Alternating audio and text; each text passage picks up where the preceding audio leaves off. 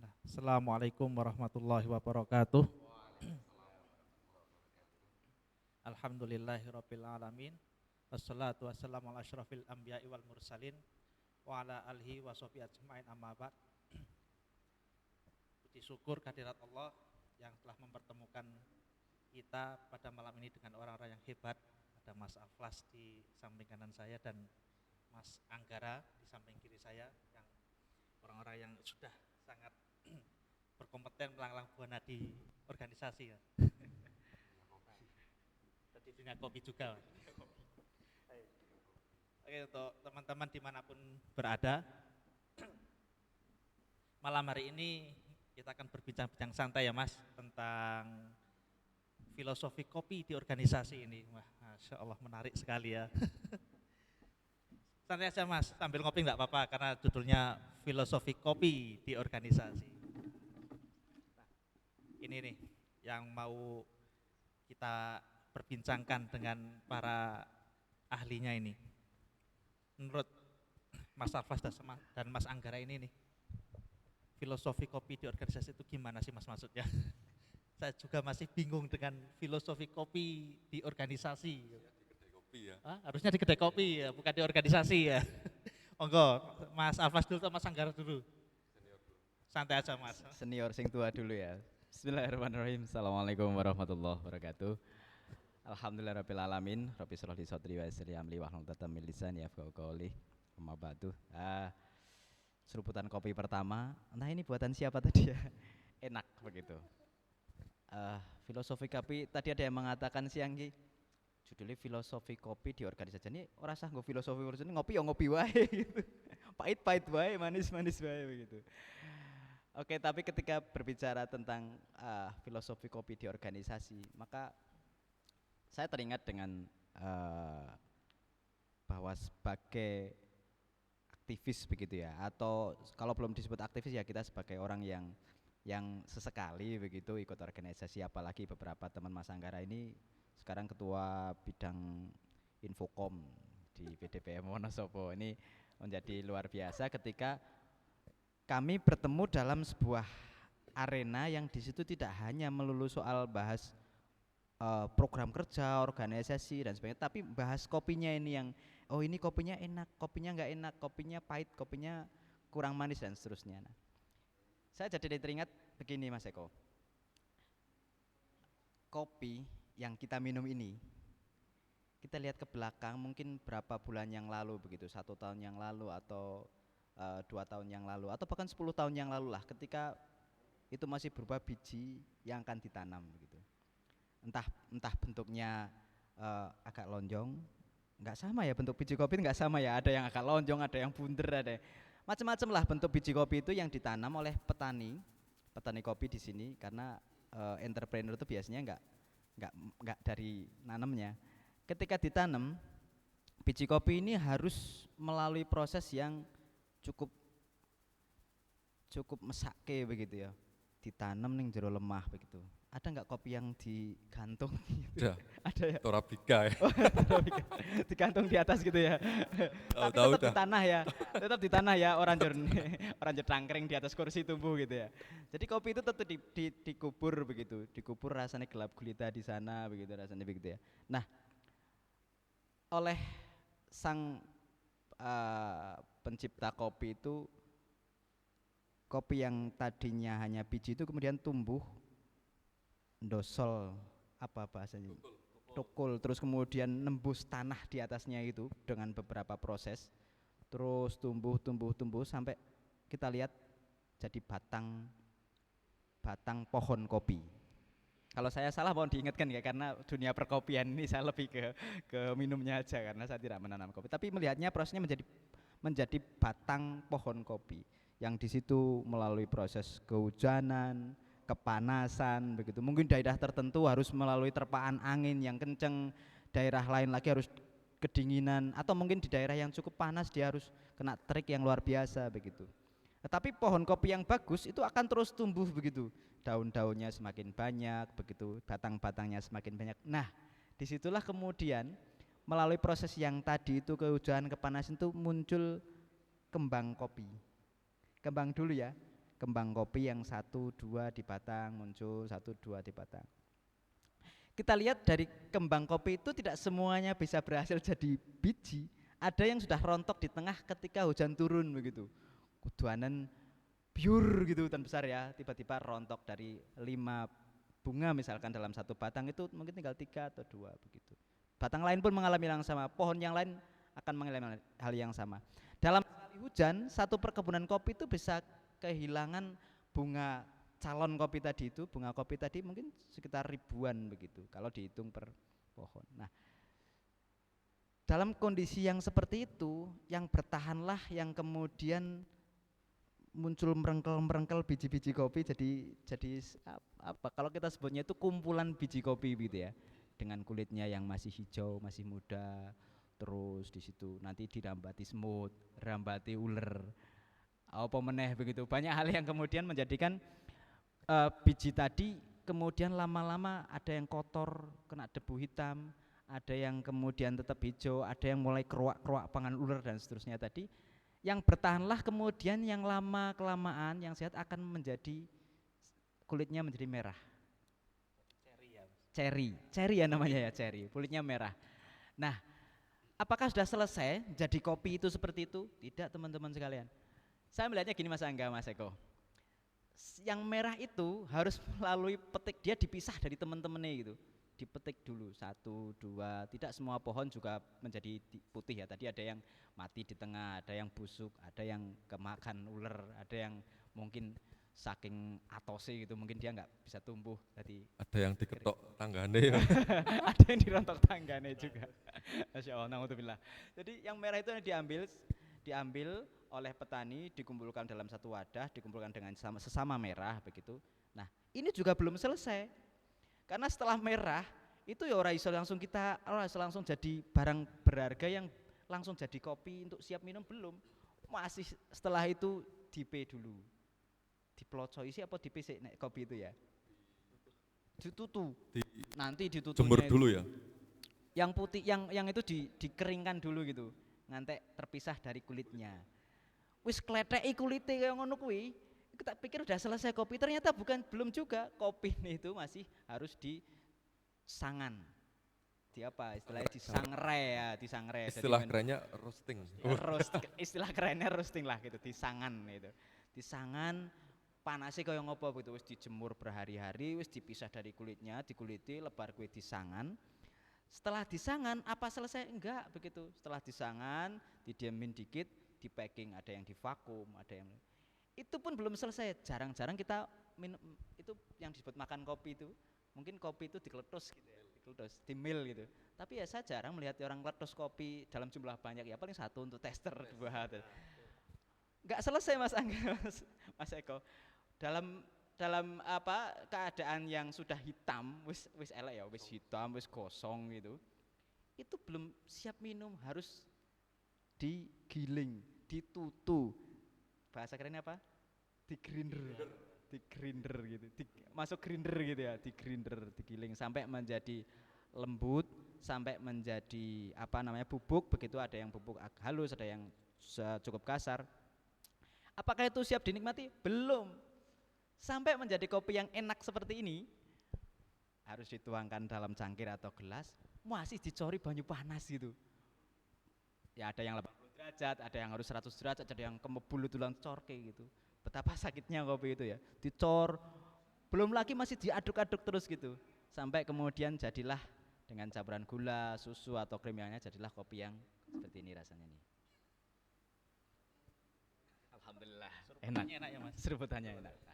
Nah, saya kemudian ingat betul kenapa jadi enak kopi ini berapa tahun yang lalu, sampai seorang yang berada di organisasi hari ini, kalau kita sebut hari ini di BBM ini teman-teman yang aktif di angkatan muda begitu ya.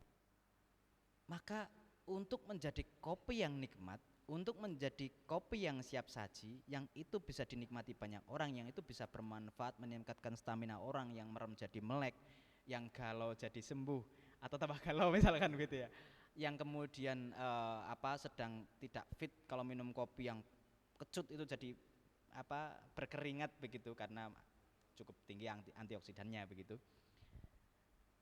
proses sampai kemudian menjadi hari ini, kader-kader yang hebat tadi itu, kader ya bahasa, orang-orang yang hebat tadi itu, apapun posisinya hari ini, apapun jabatannya di hari ini, baik sebagai anggota, baik sebagai pimpinan ataupun jadi apapun, itu melalui fase yang luar biasa, proses yang tidak mudah. Dari ditanyanya dia datangnya ke forum ini apa namanya, mungkin begitu ya, datangnya itu masih unyu-unyu gitu ya, masih gelindinan bunder-bunder, ono sing wis pede lonjong-lonjong gitu. Atau dari yang datangnya unyu-unyu, ada yang apa namanya, datangnya keren-keren, gagah-gagah, bibitnya dan seterusnya. Melalui tempaan proses, mungkin dengan pengkaderan, mungkin dengan ikut kuliah-kuliah keorganisasian, mungkin juga dengan dibully ketika tampil pertama kali di forum, atau mungkin juga pertama kali dia diharuskan kultum, kemudian apa namanya, kelalen ranggo catatan, terus keringetan abang hijau begitu ya, atau kemudian dia harus rela kehujanan kepanasan nganter-nganter ke undangan, sirkuler, cari-cari ya, dana buat organisasi. Cari donatur lah ya. Nah, cari donatur. Atau yang biasa kita cari iklan ya Mas, cari iklan misalkan. Nah, proses-proses yang kayak gini ini, mulai kumpul terus-menerus tiap malam Jumat, tiap malam apa, ikut kajian, kehujanan, kepanasan, kemudian kadang tipe, ada yang ikut diklat dan seterusnya. Nah, inilah kemudian tidak semua bibit yang tadi ditanam, tidak semua orang yang tadi bergabung itu bisa lolos sampai menjadi kopi, sampai menjadi orang pilihan di sebuah organisasi. Proses itulah yang patut kita hargai. Jadi saya melihat bahwa teman-teman yang hari ini masih berdiri, bertahan, terus berjuang walaupun ada yang di depan, ada yang belakang, tapi tetap istiqomah begitu. Itulah yang kita sebut tadi, kopi yang melalui proses sebanyak itu, seberat itu, hari ini menjadi orang-orang yang terpilih. Dan insya Allah orang-orang terpilih itulah yang berharga, yang menjadikan satu kesatuan kopi, kalau kita sebut satu kesatuan organisasi, disajikan dalam sebuah kegiatan atau dalam sebuah aktivitas, itu terlihat bahwa disitulah orang-orang yang terpilih, orang-orang yang terlatih. Nah,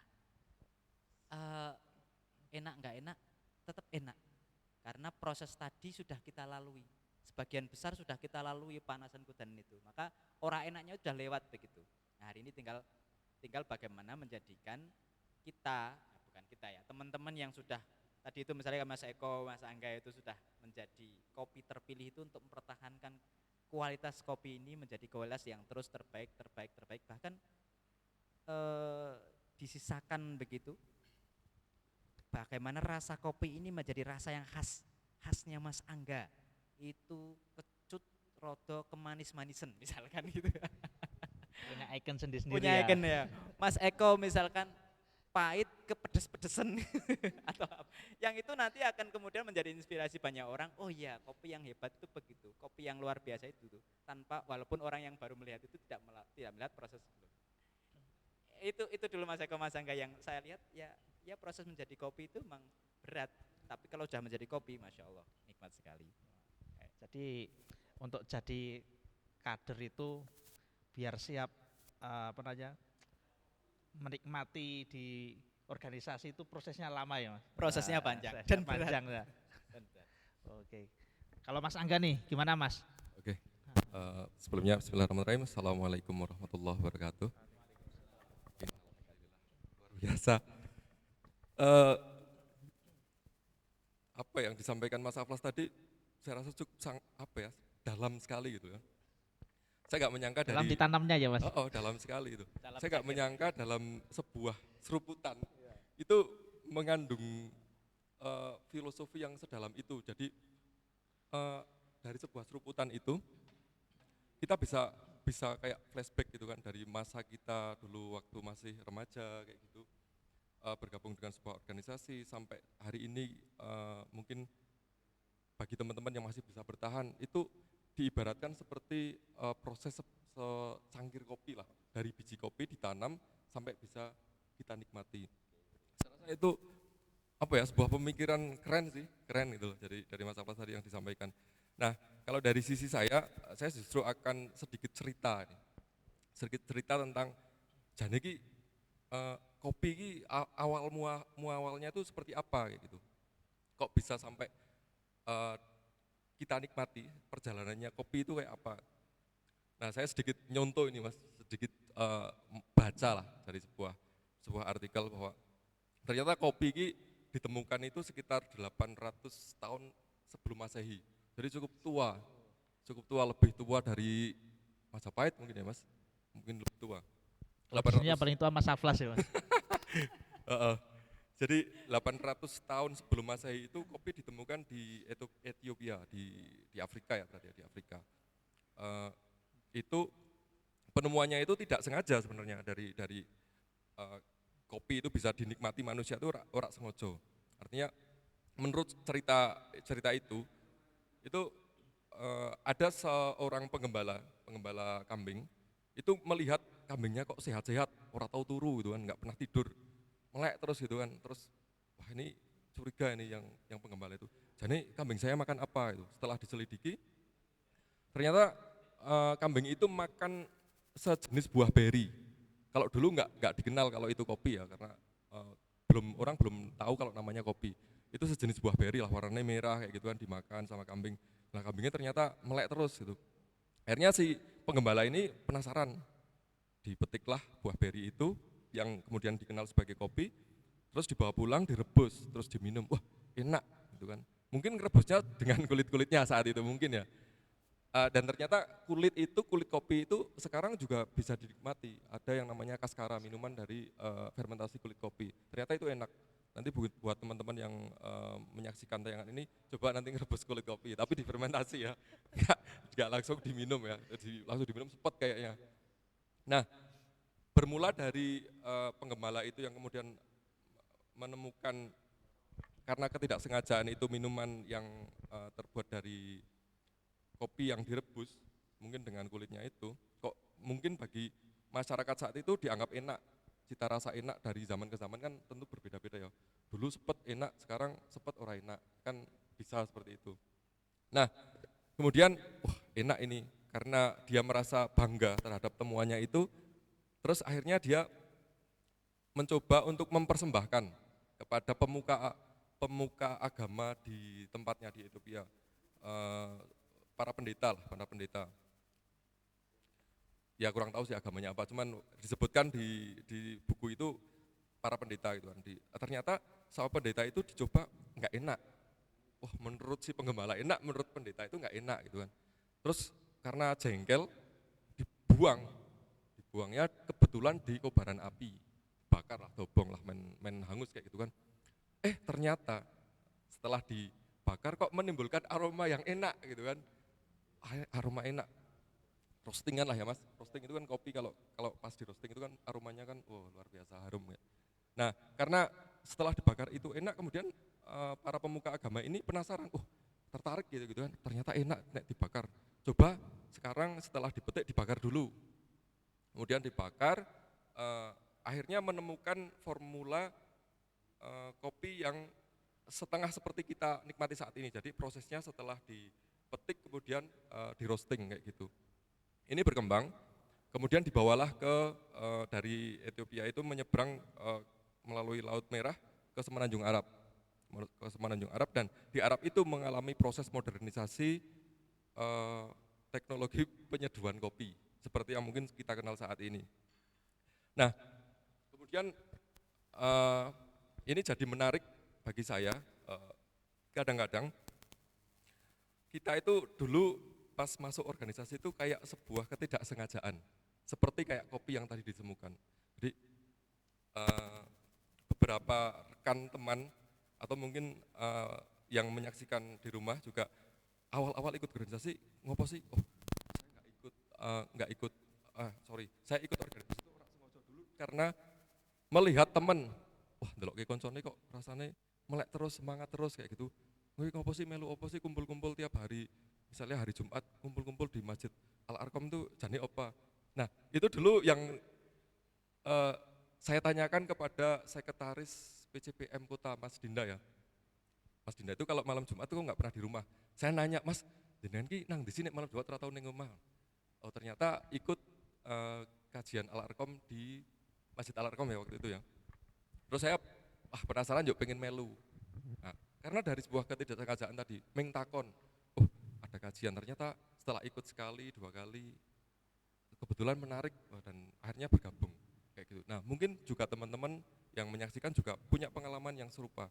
Kadang-kadang kita memulai dari sebuah ketidaksengajaan, kemudian karena kita tertarik dan kita ditempa di sebuah organisasi, akhirnya terus merasa apa ya, merasa nyaman, kemudian merasa oh ini adalah passion saya di sini, kayak gitu. Oke, sekarang lanjut ke sejarah setelah itu. Tadi kita cerita sampai Semenanjung Arab ya.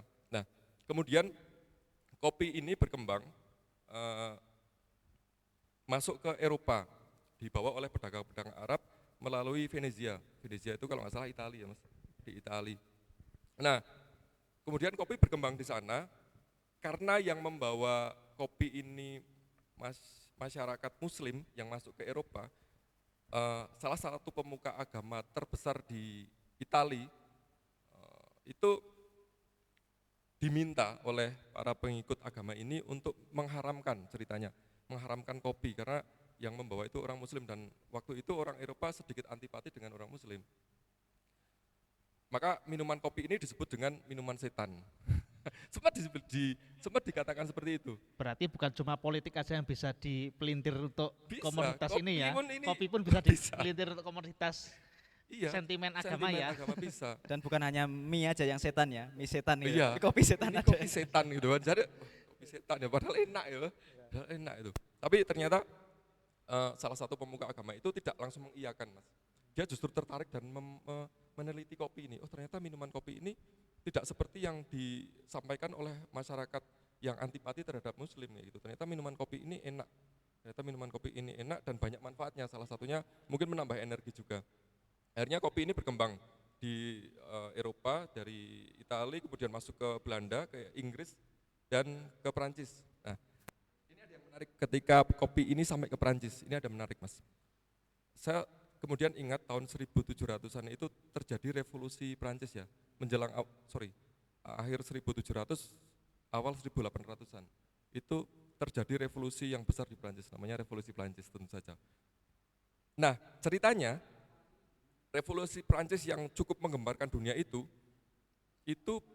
gagasan awalnya itu malah justru muncul dari kedai kopi mas. Dari kedai kopi. Artinya yang namanya revolusi itu kan itu butuh sebuah penggerak ya mas. Tentunya bisa disebut dengan organisasi, ya kan? Nah, ternyata organisasi yang bisa merubah politik di Prancis ini berasal dari kedai kopi yang ya seperti kita obrolan seperti ini. Dan jadi dalam organisasi itu jangan dianggap remeh ya tentang hal kopi ini. Justru kadang-kadang bagi orang-orang tertentu kopi ini merangsang adanya ide-ide yang brilian. Iya kan? Ide-ide liar yang Ide-ide kemudian liar. Dalam tanda kutip ide liar. iya, ide-ide liar dalam organisasi gitu ya. Betul. Karena memang tidak dipungkiri, mungkin malam hari ini kita berada di acaranya PCPM. Nah, PCPM ini, PCPM Kota ini tentunya tidak lepas dari dunia perkopian. Dari 2016 mungkin kami bergabung, itu setiap pertemuan mesti ono kopi nih. Dan ini ada sedikit cerita mas, tadi saya ditelepon ketua PCPM, mas nanti malam ada acara PCPM BBM. Apa mas acaranya? No, acaranya bahas tentang filosofi kopi dan organisasi. Nah terus saya tanya, iki temenan ngopi acaranya? Iya ngopi. Kopinya apa? No, pertanyaan pertama adalah kopinya apa mas? Kopinya apa? Jadi organisasi Sudah ini mindset ya mas. sudah dari mindset. Ngopi itu kopinya apa dulu? Kopinya gitu. apa gitu. Jadi organisasi ini tidak sering tidak lepas dari kopi karena kopi ini bisa merekatkan, mendekatkan, kemudian memunculkan ide-ide yang akan dilaksanakan tentunya. Luar biasa. Jadi kopi ini kalau menurut saya adalah sebagai perekat, wadah perekat dan mungkin sebagai inspirasi lah, inspirasi seperti itu. Luar biasa untuk kopi, tepuk tangan untuk kopi. Gitu. Dan kopi ini ada sedikit pergeseran mas, dari mungkin berapa tahun yang lalu, bagi kita itu wis mewah, nek ketika kita minum kopi, nek diudek itu klotak. Sebut saja Torabika cappuccino. Itu udah luar biasa gitu kan. Dan hari ini macam-macam pilihannya. Jadi ini iklan sih yo, iklan sih. Nanti barangkali Torabika mau endorse boleh. Jadi dengan adanya berbagai macam varian kopi ini malah justru kemudian membuat kita semakin semangat. Oke, kita mau ngumpul, kopinya apa? Kita bisa tukar pikiran dan bisa lebih lama, Mas. Betah dengan adanya kopi ini kita bisa jadi tambah betah untuk ngobrol. Kurang lebih dari saya seperti itu, Mas. Kalau dari Mas Angga ini, jadi seperti kopi tidak sengaja ditemukan, organisasi pun kadang tidak sengaja kita menemukan sebuah organisasi terus jadi nyaman di dalamnya, Mas. Nah, tapi tadi yang terakhir mungkin lebih tepatnya gini, Mas, secangkir kopi, secercah inspirasi gitu. Quotes yang mantap. Karena kopi memang kadang menginspirasi ya, Mas. Ya, cangkir kopi menginspirasi negeri. Kalau Mas Aflas ada tambah lagi enggak, Mas? Saya tertarik. Mas Eko ini kan sebenarnya penyeduh kopi ya, penyeduh handal itu. Apa disebutnya? Barista gitu ya. Saya ingin tanya Mas sebelum nanti saya lanjutkan ada hal yang berkaitan dengan apa namanya sebagai penikmat kopi lah. Kalau saya penikmat kopi itu ya sekedar umbi kopi itu kan penikmat kopi ya begitu. Kalau harus detail kayak Mas Angga, kopi ini apa Toraja, apa Bowongso atau Selukatan gitu, saya sendiri sementing kopi ini enak lah begitu. Mas Eko saya justru ingin bagaimana sih menyeduh kopi yang benar begitu. Secara teman-teman nek diseduhin jenengan ki perfect lah begitu. Oke Mas, nanti akan saya sambung dengan cerita seduhan kopi Mas. Susah ini tentang Jadi seduhan moderator kopi. kalau ditakoni gitu. Kalau sudah masuk ke seduh menyeduh kopi ini yang susah ini untuk menjawabnya. Atau sambil praktek mungkin Pak Ketua. Oh. Jadi itu mungkin di lain session aja Mas. Nah, Lain season. tapi Ini sepertinya pada rahasia prinsipnya nih, Mas. gini Mas. Lebih tepatnya saya bukan barista ya, cuma hanya Bartender. Oh bukan ya, Mas. penikmat kopi saja. Saya hanya ingin menikmati kopi. Kalau biasanya ngopi itu identik di kafe, saya ingin coba merubah. Ngopi juga bisa di rumah, bisa di tempat ngumpul organisasi, tanpa harus ngundang barista yang profesional lah gitu. Jadi ya hanya ingin sekedar berbagi saja lewat ya menyeduh kopi juga enggak perlu handal-handal banget lah Mas. Tapi ada ukurannya, timer, kemudian apa suhu, kemudian ada berapa gram yang harus kopinya dan seterusnya ada tetap ya begitu ya. Aturan-aturan main lah begitu. Ya kalau gitu ada Mas. Cuma ini saya bingung, moderator kok ditanya. Ya, sebagai terakhir nanti akan ditutup Mas Angga. Begini teman-teman sekalian. Saya merasa bahwa di kita ini nggak tahu kaitannya dengan organisasi nanti nyambung apa enggak. Tapi prinsip yang ingin saya sampaikan adalah bahwa kita sebagai penikmat kopi itu ada juga penyeduhnya gitu. Ada juga yang saya pernah jadiin caption itu ada penyeduh kopi, tapi juga ada penyedih kopi begitu. Ini berat nih, dalam Penyeduh, ini. penyedih ini sudah. Ini Filosofinya lebih Ini jauh lagi filsuf nih, ini. penyeduh dan penyedih Ya, ini. karena kopi itu kadangkala identikan dengan orang-orang yang sedang Galau, galau di iya, kafe betul ya. ngopi itu ya. Kadang juga kopi bisa menjadikan orang-orang yang tadi saya bilang bahwa kopi itu ya nikmati aja gitu, enak-enak saja, pahit-pahit aja, nggak usah dengan segala macam filosofi itu. Tapi orang yang menyeduh kopi Mas, saya beberapa kali diajak teman-teman PCPM nih di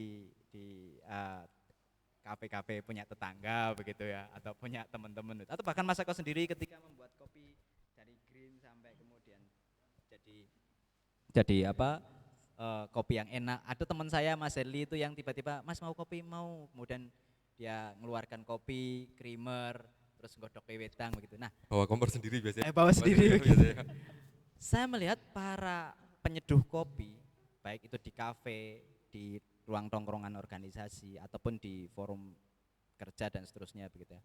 Orang-orang itu ketika membuat kopi, itu dia berpikir serius begitu. Bahkan barangkali anak saya yang paling yang kecil begitu, yang sudah yang SD saja ketika bikinkan kopi, walaupun kopi Safinatunar begitu ya, nggak boleh nyebut merek ya. Itu walaupun dia hanya motong kemudian naruh di gelas, kemudian naruh air panas, itu ada proses yang kita sebut proses keseriusan begitu. Orang yang menyeduh kopi, saya melihat orang yang sudah berusaha untuk bagaimana takarannya pas. Ketika cangkir, maka kopinya jangan sampai melebihi dari cangkir ini contohnya. Maka kopinya hanya 1/8 misalkan, atau 1/5, atau sesuai selera.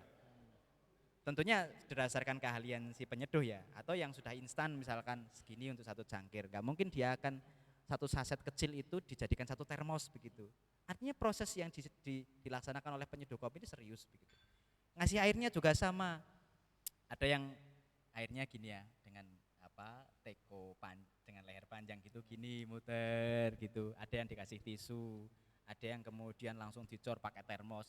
Tetapi dia juga mikir, ketika satu cangkir nggak mungkin dia satu termos diblokir semua, pasti dia akan mikir disisain sedikit buat kerampulnya kopi gitu. Apa namanya? Proses blooming. Proses blooming, nah begitu. Nah, jadi seorang penyeduh kopi itu sebenarnya sudah menyediakan atau dalam menyeduhkan kopi itu sudah melalui proses pemikiran yang luar biasa. Sudah melalui perencanaan yang matang. Baik gelasnya, ini tamunya spesial, berarti pakai cangkir. Ini tamunya tiap hari ke sini, ya udah pakai gelas aja begitu. Ini tamunya istimewa, kopinya saya buatkan kopi yang mungkin saya pesan kemarin yang 1 kilonya 3 juta misalkan begitu ya. Atau kopi spesial, ini tamunya tiap hari nongkrong di sini, yang penting pahit gitu, yang penting ada pahit-pahitnya, kita sasetan aja taruh gitu. Tapi orang yang menyeduh kopi sebenarnya sudah dihitung betul-betul, sudah ditata sedemikian rupa agar nanti seorang yang akan mendapatkan suguhan kopi dari dia itu, harapan dia adalah bergembira dengan kopi itu. Apapun keadaan penikmat kopi tadi, sedang galau, sedang senang, sedang susah, mungkin juga dia sedang nangis-nangis atau apapun. Tetapi Mas, bagi penyedih kopi gitu ya, kopi yang disajikan seenak apapun itu tidak akan berasa pada dia, akan hambar begitu. Malah akan nyacat pahit temen begitu. Kopine pahit temen, begitu manis temen, kok rasa lagi gula ya, salahnya kopine begitu. Bahkan kadang menyalahkan penyeduh kopi. Nah, oleh karena itu di kita para pimpinan itu, para organisatoris, para orang-orang yang tadi ditandur, wis dipanasi dudane, wis disangre, wis di green, wis ngasih dadi kopi, wis luar biasa itu. Mereka itu sebenarnya sudah menyiapkan program-program kerja yang bagus. Ketika terpilih di Muscap, Musda, Muswil, Muktamar begitu. Ketika terpilih itu dia merasa bahwa apa yang harus saya lakukan? Bikin raker, program kerja. Program kerjanya bikin pengajian, bikin forum-forum diskusi, bikin unit usaha, beli mobil, beli pesawat, beli Indonesia begitu, beli apapun itu, rasanya akan kemudian banyak hal yang dilakukan karena dihitung betul bahwa saya akan menyajikan sesuatu yang bagus untuk masyarakat luas, untuk para penikmat saya, penikmat organisasi ini gitu. Bagaimana orang yang melihat pemuda Muhammadiyah dalam hal ini, itu kan hanya melihat saja tanpa mereka tahu proses dalamnya. BBM ini melalui masang kamera dulu, melalui bikin flyer dulu, melalui lobby pembicara dulu, melalui jauh-jauh ini panggil Mas Angga. Orang tidak tahu, taunya menikmati, oh ya hari ini ada BBM filosofi kopi di organisasi begitu, pembicaranya A, B, C, D, F, G begitu. Kemudian pengajian, kadang orang nggak tahu pengajian akbar sampai mendatangkan pembicara nasional itu bagaimana telepon pembicaranya, nyiapke panggungnya, nyiapke dananya, nyiapke makanannya, nggak tahu gitu. Taunya orang datang menikmati. Nah, penikmat tadi itu, yang menikmat yang tinggal ceruput kayak saya ini gitu. Kadang melihatnya adalah sisi buruknya saja, cacatnya saja, kurangnya saja. Itulah yang kita maknai sebagai penyedih kopi. Tetapi penutupnya adalah seberat apapun, sekeras apapun feedback atau umpan balik terhadap apa yang kita lakukan, baik itu respon positif, alhamdulillah respon positif. Kalaupun itu respon negatif, sebenarnya tidak ada kerugian sama sekali bagi penyeduh kopi. Kenapa? Karena penyeduh kopi itu sudah belajar sepenuhnya menyiapkan satu dari A sampai Z, yang jika ada sesuatu yang kurang, dia akan belajar lagi membuat kopi yang lebih baik lagi, terus membuat kopi yang baik lagi, membuat kopi yang baik lagi. Sedangkan si penikmat, apalagi penikmat ini adalah penyedih kopi yang selalu ketika meminum kopi apapun rasanya menjadikan dia sedih, ini hanya ada kerugian saja karena dia tidak bisa sebenarnya menikmati proses atau mencermati proses yang dilakukan oleh penyeduh kopi tadi, bahwa penyeduh kopi ini sudah melakukan yang terbaik. Dia sudah belajar untuk menyajikan sesuatu yang istimewa bagi penikmat kopi. Itu penutup dari saya, dan tentunya sebagai penikmat kopi saya berterima kasih malam ini siapapun yang bikin kopi, enak sekali. Tapi kalau boleh nawar berikutnya kopinya sing pahit aja, nggak usah manis. Yang kecut. Atau yang kecut-kecut pedes. Begitu Mas Eko. Ya. Tapi ada yang lebih menyedihkan lagi sebenarnya Mas. Gimana? Baru bahasanya sok kenal dengan kopi, Oke. mau mencoba kopi, pesennya salah, pesen espresso. Udah dilihat kok porsinya kecil, setengah sloki gitu, setengah sloki. Begitu diseruput kok pahit. Langsung out begitu ya. Nah, pahit, bikin kepala pening lah dan sebagainya itu. Ya karena orang sok tahu kan Mas biasanya. Nah, begitupun di organisasi biasanya tidak pernah tahu tentang detailnya organisasi si A, B, C, tahu-tahu sudah komentar gitu ya. Betul. Taunya jelek gitu aja gitu. Nah, Betul. kalau Mas Angga gimana Mas? Menarik yang disampaikan tadi Mas Aflas ya. Jadi dunia perkopian dan organisasi ini ada sedikit korelasi, ada sedikit kemiripan ya gitu ya. Saya cukup tergelitik gitu dengan penyedih kopi. Penyedih kopi loh. Apa ya, cukup tergelitiknya gini. Jadi kebanyakan orang itu ya enggak kebanyakan ya, maksudnya ada beberapa orang itu minum kopi itu karena galau itu ya, karena galau. Saya jadi teringat itu, saya pernah bikin status jam 12 malam ya, kebetulan orangnya sama ini, ada Mas Aflas ya. Saya pas pulang malam diajak ngopi, jadi ada pertemuan di Ranting Seripit ya Mas, waktu itu udah hampir jam setengah 1 masih diajak ngopi Mas.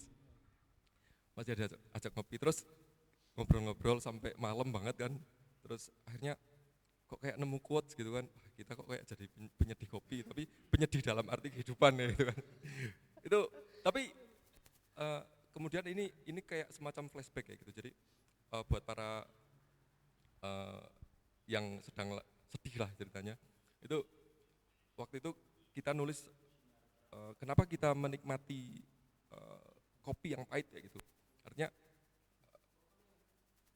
dari kopi pahit itu kita justru banyak belajar dan bisa belajar bahwa kita masih saat kita menikmati kopi yang pahit itu, kita di sisi lain masih bisa merasakan manisnya kehidupan.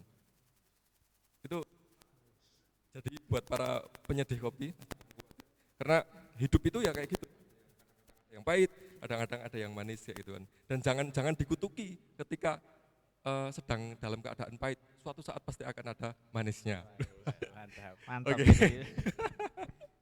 Ada manis-manisnya gitu. Oke, terus kemudian untuk organisasi, jadi begini teman-teman semua, bahwa dalam secangkir kopi ini ada gula, kadang-kadang ada creamer, ada tentu saja bubuk kopi, kemudian ada cangkir, ada apa ini? Ini apa sih? Lepek ya, lepek. Ternyata yang lepek nggak cuma rambut ya Mas, ini juga namanya lepek. Jadi dalam organisasi silahkan teman-teman mengambil peran, apakah menjadi gula, apakah menjadi kopi, apakah menjadi air panas, apakah menjadi cangkir itu wadahnya itu sendiri. Yang penting teman-teman itu berkontribusi. Artinya sekecil apapun perannya, jangan merasa rendah diri, jangan merasa rendah hati. Rendah diri. Kalau rendah hati itu wajib ya Mas. Jadi sekecil apapun perannya dinikmati dan itu tetap berkontribusi. Walaupun kecil perannya, tapi kalau tanpa itu kadang-kadang misalnya ya, perannya saya cuman gaweni wedang kayak gitu. Tapi nek orang sing gawe wedang wah ora gayeng Mas acaranya misalnya dalam sebuah organisasi. Itu aja. Sekali lagi sekecil apapun perannya diambil dan dinikmati dan disyukuri. Itu saja Mas. Terima kasih. Oke, terima kasih Mas Angga ini. Sebagai penutup Mas Aflas, Mas Angga ini. Jadi kalau diambil kesimpulan ya, kalau dari Mas Aflas itu kan untuk menikmati sebuah secangkir kopi ternyata ada proses yang sulit di belakangnya. Nah, ya diperas lah ya di macam-macam itu ya tadi sampai tersiksa sekali. Nah, begitupun di organisasi untuk menjadi sebuah organisasi yang besar, yang mapan itu juga nggak gampang, ada banyak prosesnya dan tantangannya lebih besar juga. Kemudian dari Mas Angga bahwa organisasi itu kadang seperti kopi, tidak sengaja ditemukan gitu. Tahu-tahu klop, cocok gitu. Tanpa melalui proses yang rumit, ternyata ketemu secara tidak sengaja. Nah, itu. Dan tadi yang paling penanya yang berbeda ini, baru tahu istilah penyeduh dan penyedih ini. Nah, ya semoga semuanya bisa jadi penyeduh tapi jangan jadi penyedih ya Mas. Ya. Baik, terima kasih atas kehadirannya untuk Mas Aflas dan Mas Angga. Untuk lain kali semoga kita bisa dipertemukan lagi dalam momen yang eh, lebih tertata rapi lagi, waktunya lebih lama durasinya, dan yang jelas kopinya lebih enak. Ya. Nanti saya seduhkan. Ya, ya. Oh ya, ini untuk Mas Ketua PCPM Wonosobo Kota, monggo Mas Dani silahkan memberikan closing statement. Silakan Mas Dani. Ya,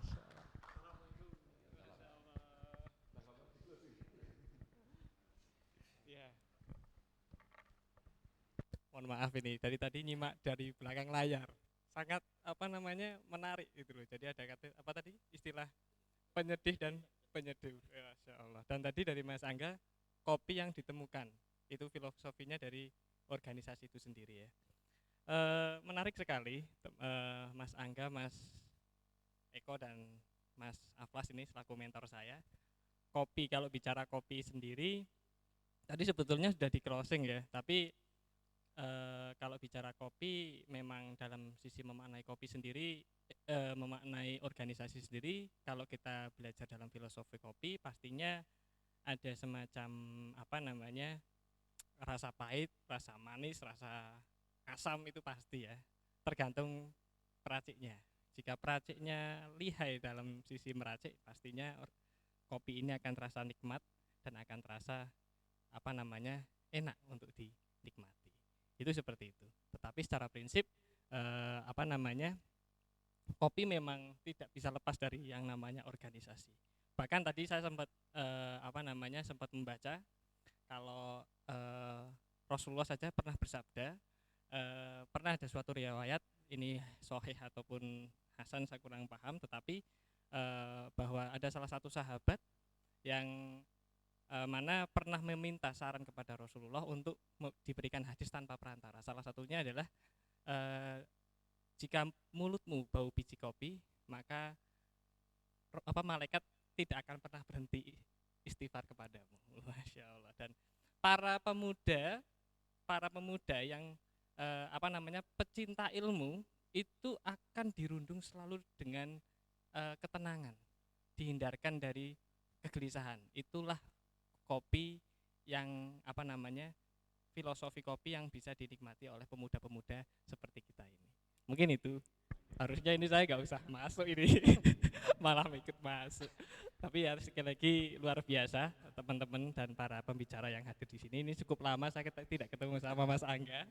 Mas Aflas ini juga luar biasa selama ini terus mendorong kami untuk ayo kapan ini kumpulan ngobrol sambil ngopi ya. Alhamdulillah ini tercapai dan apa namanya teman-teman yang lain yang di belakang layar juga luar biasa. Matur nuwun atas kehadiran semuanya dan Mas Eko yang sebetulnya beliau ini adalah seorang barista ternama ini. Cuma insya Allah next kita akan coba insya Allah sediakan kopi beberapa pilihan yang langsung baristanya dari Mas Eko. Yeah. Begitu ya Mas Eko ya. Cukup itu aja. cukup kaget tadi dipanggil. Terima kasih untuk Mas Dani selaku Ketua PCPM Wonosobo Kota ini yang sudah memberikan closing statement. Terima kasih untuk Mas Aflas lagi dan Mas Angga dan kawan-kawan semuanya. Semoga kita bisa dipertemukan pada season selanjutnya ya. Baik. Untuk saya mohon maaf jika ada kata-kata yang salah atau tidak berkenan di hati teman-teman semua dimanapun berada. Baik, saya akhiri. Billahi taufik wal hidayah. Assalamualaikum warahmatullahi wabarakatuh.